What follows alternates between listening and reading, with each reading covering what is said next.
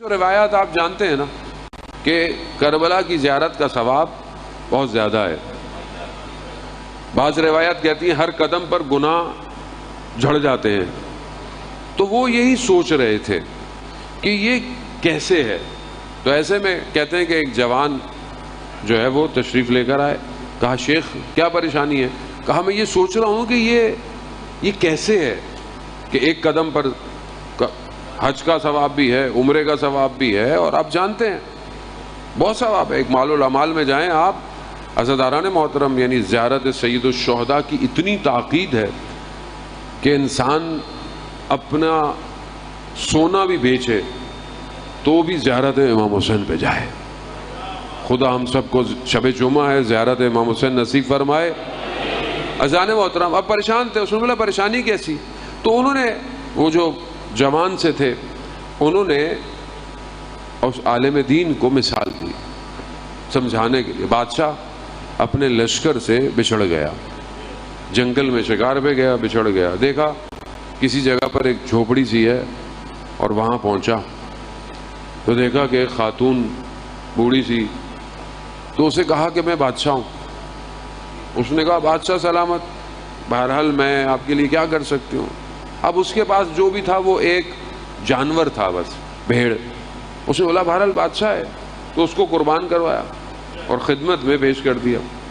ایسی دیر میں لشکر جو تھا وہ بادشاہ کا پہنچ گیا اور بادشاہ کو لے گئے. تو بادشاہ نے کہا اس بڑھیا کو بھی لے آؤ. اب دربار ہے، وزیر بیٹھے ہوئے ہیں اور سب بیٹھے ہوئے ہیں. کہا کہ میں اس کو کیا دوں؟ تو کسی نے بولا بھائی اس نے ایک جانور قربان کیا تو آپ اس کو 100 جانور دے دیں. کہا کہ نہیں کم ہے. اس نے کہا بھائی 200 دے دیں. کہا کم ہے. کہا بھائی اونٹ بھی دے دیں، گھوڑے بھی دے دیں. کہا کم ہے.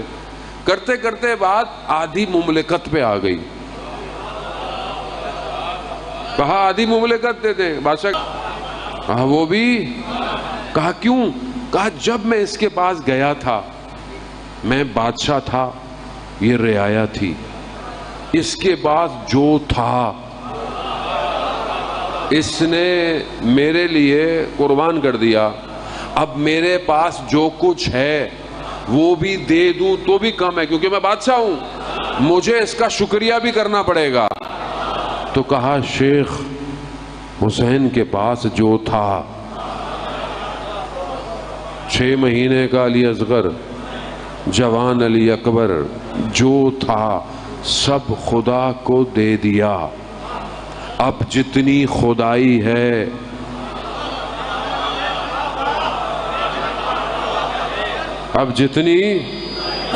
اللہ کی، سب حسین کی. تو اب پریشان نہ ہوا کریں کہ ایک زیارت پہ گناہ معاف، ایک آنسو کے قطرے پہ جہنم کی آتش ٹھنڈی.